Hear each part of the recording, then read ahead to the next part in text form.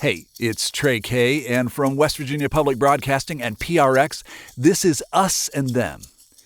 We're the show that tells the stories about the things that divide people and sometimes things that bring us together. 2020 was a remarkable year for all of us. It required one adaptation after another, a series of lessons where you're given a choice: sink or swim.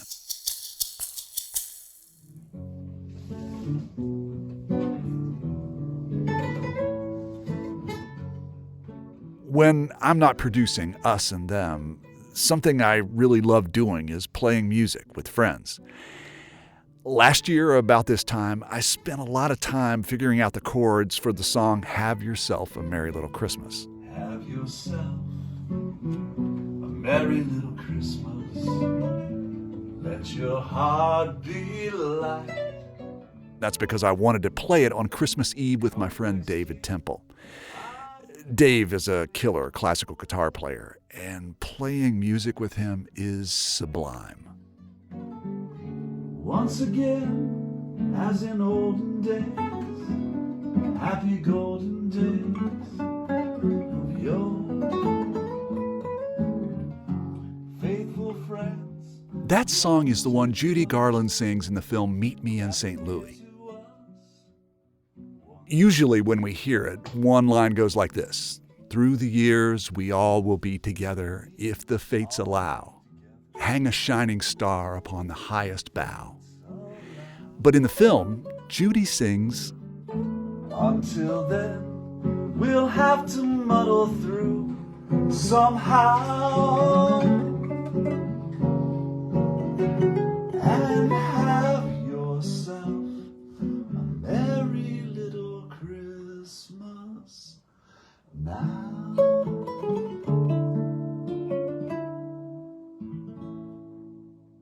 It's that muddling thing I wanted to tap into.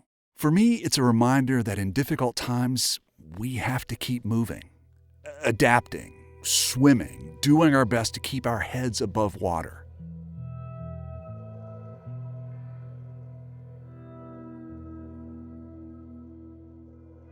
The holidays are a time when tensions collide, a time to muddle through somehow.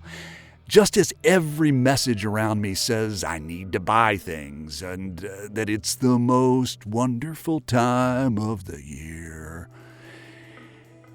Little did I know when I played that song on last year's Christmas Eve just how much muddling through 2020 would require.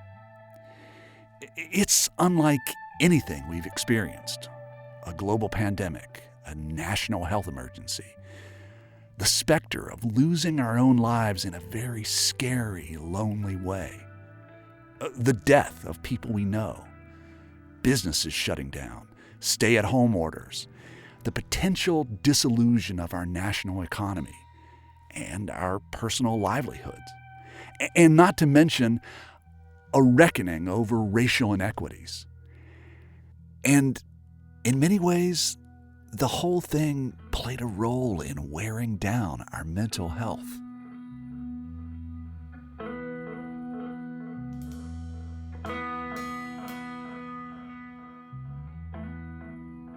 For much of this year, I was in Charleston, West Virginia, away from my home in the Hudson Valley of New York, living in and working from my mom's basement. I was fortunate that we could make things work out, and I'm grateful for my mother's company and hospitality. But I really missed my son back in New York. And in a big way, I missed making music with people, sitting in a room, playing instruments, singing with them, while breathing the same air. This led to an adaptation. A wonderful pandemic byproduct was the gift of lots and lots of time. Time to play music on my own, figuring out songs that I always wanted to learn how to play. Last Christmas, my son bought me a ukulele. I'd never played one before. bunkering down in my mom's basement gave me plenty of time to figure it out. Hey, this is Trey. It's the last Sunday in the month of April, 2020. And this has been a crazy week. And this Sunday, I'm just singing what I'm feeling. The birds they sang at the break of day. Start again. I thought I heard them say, don't dwell on what is passed away or what is yet to be. Playing these songs and posting them on YouTube and getting reactions from friends who had lots of time to listen helped me tap into my creativity, maintain my sanity, and stay connected with friends. Another adaptation: exercise. You see, my pre-pandemic gym routine included lots of group exercise classes, yoga, calisthenics, spinning classes. Couple of turns on. We're going to slow our pace to 84. I'm done with the smoking, I'm done with the playing. I want you to feel like you're on a slight hill. I've never been too successful with solitary workouts. I crave to exercise with other people. And I really like getting together with my usual workout crew. When everything shut down, the interruption quickly began to show, and I started gaining weight almost immediately and was generally feeling crappy and irritable. But after a while, people in my life started offering some new ideas. Like my nephew started a walking challenge that encouraged us to log a certain amount of miles each week. And I joined video yoga classes and Zoom meetings where I could meditate with thousands of people from around the world. By summer, I was back to my place in the Hudson Valley of New York. Things were still shut down, but I could swim as much as I wanted in nearby lakes. This made the pandemic bearable. When September arrived, it was too cool to swim. So I would just sit by the lake and watch the leaves change. One day, I saw a couple of guys swimming around in wetsuits, and I started thinking, I could do that. I ordered a wetsuit and joined these guys. Now, we have to point out here to anybody who is listening is that Kevin and I have wetsuits on. Ed, on the other hand, has just shed his coat, and he's got nothing on but a pair of Speedos and a swim cap. And he is going to be immersing his body into, water that, at least here at the shore temperature, says 42.6. When we get away from the shore, I think it at least gets down to 41, right? Yeah, I'll probably let you know when I get out there if you... Which is colder than the water you drink out of your refrigerator. Yeah. It was exhilarating. Adaptation again. I was doing something I never thought I'd do. Swimming in ice water. And loving it. I saw the sky in a different way doing backstroke.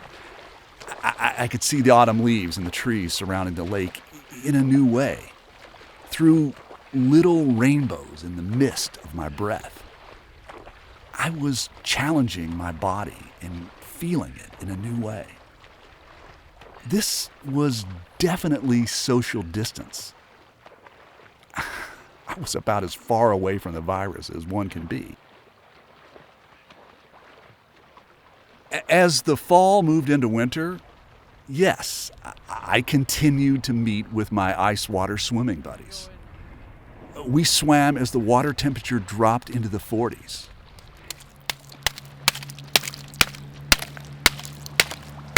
And we've been breaking through the ice to swim in water that's in the 30s.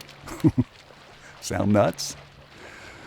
Well, some days I might totally agree with you. Especially when I'm in the middle of the lake on a cold, cloudy day and my feet and hands feel numb and my face feels like I'm holding it in a bucket full of ice. But I keep moving, adapting, swimming, doing my best to keep my head above water. And then the sun breaks through the clouds and my attitude completely changes. I feel a full-on body connected to the elements experience that is really beautiful. It's a meeting nature on nature's terms kind of thing. Is this something I would have done if it weren't for the pandemic? Probably not. Is it something that I might keep doing after the health crisis is passed? Highly likely. Wait, say that again? 41.9. Ed, can you carry me? Can you carry me out? Just keep stepping. Oh. Oh, man. It really felt good. As 2020 closes, I recognize that so many have lost so much. That makes me see even more clearly the need to keep sharing people's stories, to help us all know more about us and about them. After all, isn't that really the way we'll muddle through somehow? Music lifts us up and brings us together, even when we can't get together in person. Mountain Stage brings you live performances on the air, online, and in our podcast. They remind you how it feels to be in a live audience listening to live music. This is Larry Gross, host of Mountain Stage. Find a link to our stations and our podcast online at mountainstage.org.